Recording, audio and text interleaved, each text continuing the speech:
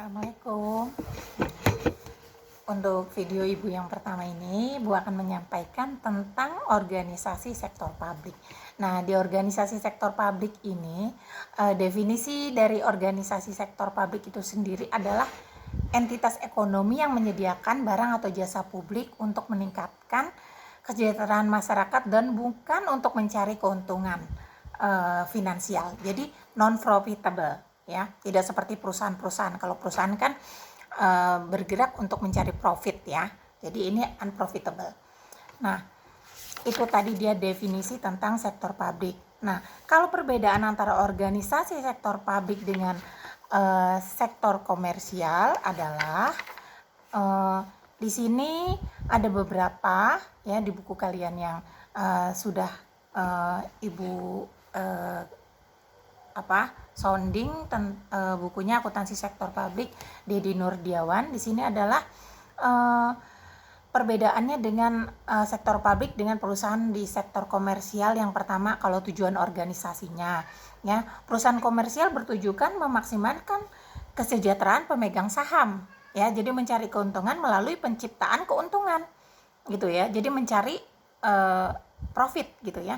Sedangkan organisasi sektor publik bertujuan meningkatkan kesejahteraan masyarakat melalui pelayanan, ya, beberapa pelayanan misalnya, ya, pokoknya untuk melayani kepentingan masyarakat, ya. Terus kata lain, perusahaan merupakan organisasi yang dijalankan untuk mencari laba atau profit oriented.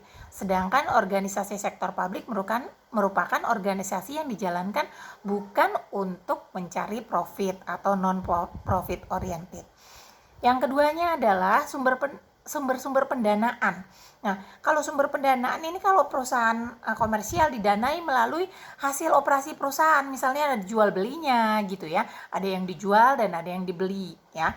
Nah, itu organisasi pendanaan dari perusahaan komersial selain investasi dari pemegang saham. Nah, sementara itu sesuai dengan tujuannya, organisasi sektor publik mendanai operasinya tidak melalui laba operasi, tetapi melalui cara khusus berupa sumbangan atau donasi yang bersifat sukarela, ya. Untuk organisasi sektor publik yang berbentuk organisasi pemerintahan, sumber pemerintahan diperoleh melalui penerimaan pajak, ya. Jadi kalau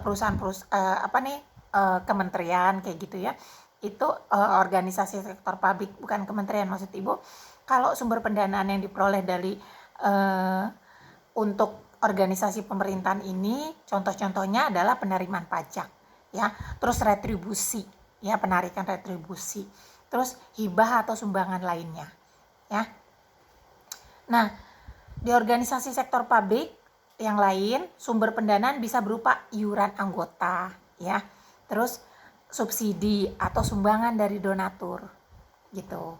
Nah, kalau peraturan perundangannya gimana? Organisasi sektor publik, khususnya lembaga pemerintah, harus melakukan aktivitasnya sesuai dengan peraturan perundangan yang berlaku. Nah, di sini harus melakukan pembangunan, misalnya pemerintah Indonesia misalnya harus melakukan pembangunan jembatan, ya, karena diamanatkan dalam UUD 45 untuk meningkatkan kesejahteraan rakyat, meskipun pembangunan jembatan tersebut tidak memberikan keuntungan bagi organisasi pemerintah yang bersangkutan, ya, tapi ada dananya ya pastinya, ya. Lalu untuk yang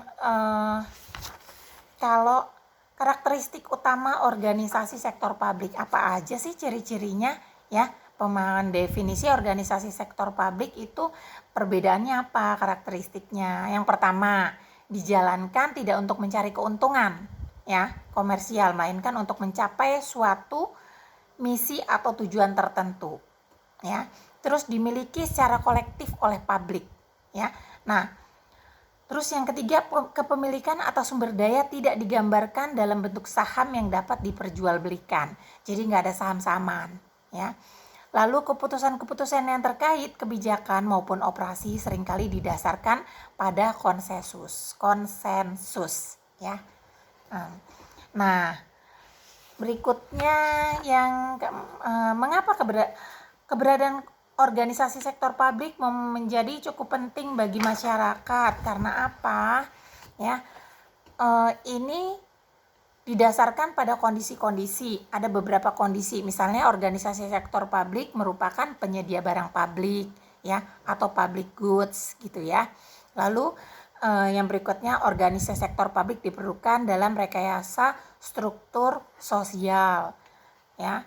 Yang dimaksud dengan struktur sosial ini kalau contohnya, jika setiap aspek kehidupan dominasi pasar, maka dampak kesenjangan semakin lama semakin lebar disebabkan mekanisme pasar yang tidak memungkinkan seorang individu di struktur sosial tertentu berkesempatan pindah ke struktur sosial di atasnya tanpa kekuatan ekonomi.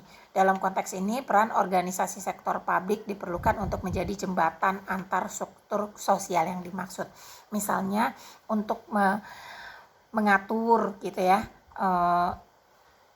kesenjangan pasar nih, kehidupan didominasi oleh pasar, misalnya kegiatan mekanisme pasarnya sendiri yang harus diatur gitu ya, mekanisme barang-barang yang dijual gitu ya, terus mekanisme harganya juga gitu ya.